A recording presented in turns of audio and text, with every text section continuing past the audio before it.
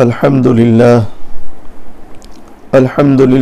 वकफ़ा वसलामुन अला इबादिहिल्लज़ीना इस्तफ़ा अम्मा बाद फ़अऊज़ु बिल्लाहि मिनश शैतानिर रजीम बिस्मिल्लाहिर रहमानिर रहीम व फ़ौक़ कुल्लि ज़ी इल्मिन अलीम सदक़ल्लाहु मौलानल अज़ीम। रह के दुनिया में बशर को ज़ेबा नहीं गफलत, मौत का ध्यान भी लाजिम है हर आन रहे। जो बशर आता है दुनिया में ये कहती है कज़ा, मैं भी पीछे चली आती हूँ ज़रा ध्यान रहे। आगाह अपनी मौत से कोई बशर नहीं, सामान 100 बरस का पल की ख़बर नहीं। मोहतरम हज़रात, आज की इस बाबरकत मजलिस में सलातुल अव्वाबीन के ताल्लुक़ से चंद बातें बयान करनी है। सलातुल अव्वाबीन उस नफल नमाज को कहते हैं जो मगरिब के बाद पढ़ी जाती है और इसकी अहादीस मुबारका में बड़ी फजीलत आई है। बहुत से अहबाब ऐसे हैं जो बेचारे वाकिफ़ नहीं है, उन्हें पता नहीं है, तो ये नमाज उनकी छूट जाती है। इसलिए आज इरादा हुआ कि इसके ताल्लुक़ से चंद बातें कही जाए। आम तौर पर सलातुल अव्वाबीन उन नफलों को कहते हैं जो मगरिब के बाद पढ़ी जाती है। ये कम से कम 6 रकात है और ज़्यादा से ज़्यादा 20 रकात है। बेहतर ये है कि 6 रकात सलातुल अव्वाबीन मगरिब की 2 सुन्नते मुअक्कदा के अलावा पढ़ी जाए। बेहतर शक्ल है कि पहले मगरिब की फ़र्ज़, उसके बाद 2 रकात सुन्नत मुअक्कदा पढ़ी जाए और उसके बाद 2-2 रकात करके 6 रकात सलातुल अव्वाबीन की पढ़ी जाए।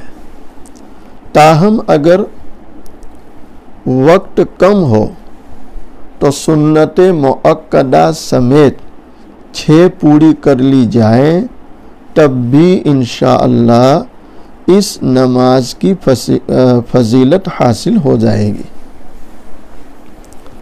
किसी के पास वक्त नहीं है, वक्त की किल्लत है,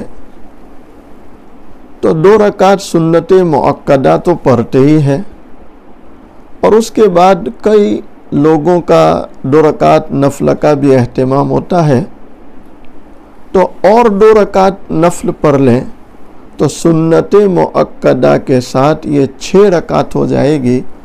अल्लाह ताला की ज़ात से उम्मीद है अल्लाह ज़रूर हमें सलातुल अव्वाबीन की फ़जीलत से नवाजेगा।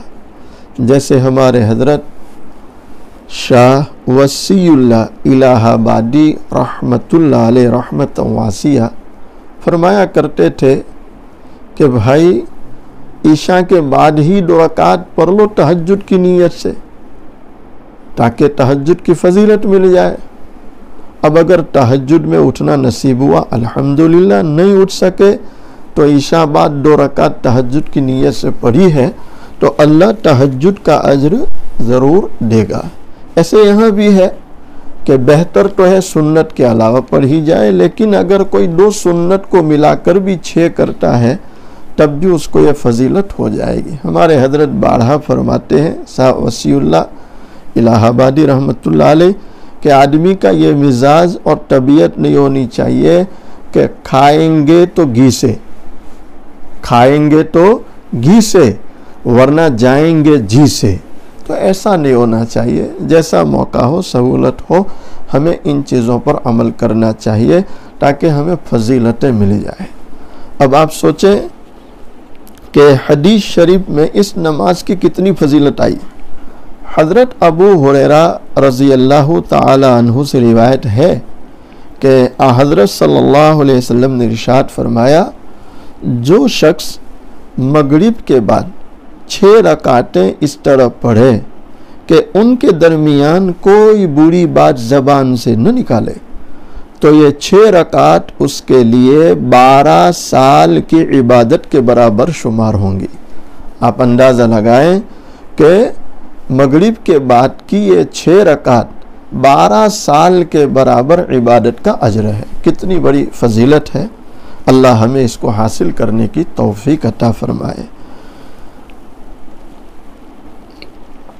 जिस शख्स ने सैयदा अम्मा आयशा रज़ी अल्लाह ताला अन्हा ने भी बड़ी फजीलत बयान की।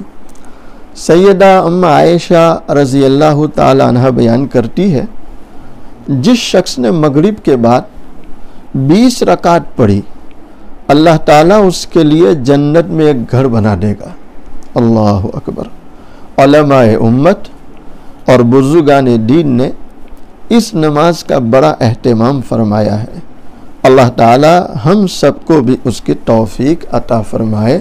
आमीन या रब्बल आलमीन। इस वक्त जो है मगरिब के बाद चूँकि ये नवाफिल पढ़ी जाती है, हो सके तो दुआओं का भी एहतमाम करना चाहिए। और दुआ के ताल्लुक़ से मैं बारहा कहता ही रहता हूँ कि अल्लाह ताला को दुआएं मांगना बहुत पसंद है। अल्लाह के सामने हाथ फैलाना अल्लाह को बहुत पसंद है। बल्कि जब कोई बंदा या बंदी बारगाह इलाही में हाथ फैलाए और अल्लाह से सवाल करे, तो अल्लाह ताला फ़रिश्तों पर फ़ख्र फरमाते हैं, ऐ मेरे फ़रिश्तों देखो, ये मेरा बंदा है, मेरी बंदी है, जिसका मुझ पर ईमान है और मेरी ज़ात से, मेरे ख़ज़ानों से मिलने का इसको यकीन है, और इसीलिए इसने मेरे सामने हाथ फैलाए। तो अल्लाह हमें अपनी हर ज़रूरत उस मालिकुल मुल्क अहकमुल हाकिमीन से मांगने की तौफीक अता फरमाए। इस मुनासबत से मैं कुछ दुआइया अशआर आपके खिदमत में पेश करता हूँ। इंशाअल्लाह इससे भी आपको बड़ी तायीद मिलेगी और बड़ा सहारा मिलेगा। और दिलों को नरम करने वाले और आँखों से आंसू बहाने वाले ये अशआर है। जितना दर्द से, तवज्जो से पढ़ा जाए, सुना जाए, उतना ही ये दिलों पर असर करते।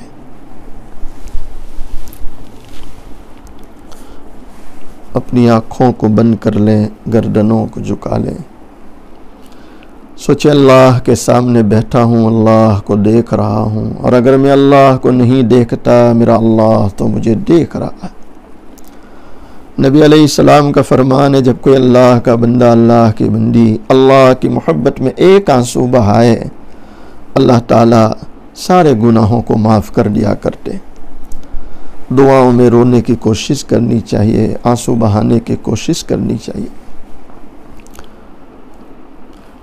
किससे मांगे कहाँ जाए, किससे कहे, और दुनिया में हाजत रवा कौन है। किससे मांगे कहाँ जाए, किससे कहे, और दुनिया में हाजत रवा कौन है। सबका दाता है तू, सबको देता है तू, सबका दाता है तू, सबको देता है तू, तेरे बंदों का तेरे सिवा कौन है, तेरे बंदों का तेरे सिवा कौन है। जब तुलेंगे आमल मीज़ान में, जब तुलेंगे आमल मीज़ान में, तब खोलेगा के खोटा खरा कौन है। वाक़ई में अल्लाह के बंदो, अल्लाह की बंदियों, कल मैदान महशर कायम होगा। मैं आप उस मैदान में रब्बुल आलमीन के सामने खड़े होंगे। हमारा अल्लाह तराजू रखेगा, हमारे अमाल तोलेगा। हम में से कोई नहीं जानता है नेकियों का पल्ला झुकने वाला है या गुनाहों का पल्ला झुकने वाला। आज मौका है, अल्लाह के सामने हाथ फैलाएं, दो चार आंसू बहाएं ताकि आसमान वाले को रहम आ जाए। जब तोलेंगे आमल मीज़ान में, जब तोलेंगे आमल मीज़ान में, तब खोलेगा के खोटा खरा कौन है। रब्बुल आलमीन से दुआ करते हैं अल्लाह हम सब के हक़ में खैर का मामला फरमावे, आफ़ियत का, आसानी का मामला फरमावे, अपने फ़ज़ल का मामला फरमाए। और जब भी मौत का वक्त आए, अल्लाह ईमान के साथ, कलमे के साथ, अपनी रज़ा वाली रोज़े की हालत में, रमज़ान की या जुमा के दिन की या मदीनतुल मुनव्वरा की प्यारी और मुबारक मौत अता फ़रमाए। और अल्लाह अपने हिफ्ज़ व अमान में रखे, हर किस्म के हालात, परेशानियों से और मुसीबतों और ज़िल्लतियों से अल्लाह हमारी और उम्मत की हिफाजत फ़रमाए। क्या फ़ायदा फ़िक्र बेशुकम से होगा, हम क्या है जो हमसे कोई काम होगा। जो कुछ हुआ हुआ तेरे करम से, जो कुछ होगा तेरे करम से होगा, यानी अल्लाह के करम से होगा। व आखिरु दावाना अनिल हम्दुलिल्लाहि रब्बिल आलमीन।